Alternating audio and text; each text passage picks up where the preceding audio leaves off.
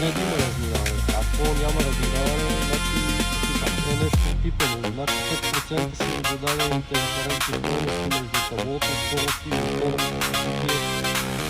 Тия неща, даже не е нормално, ако са абсолютно различни. В случая нещата тук са окей.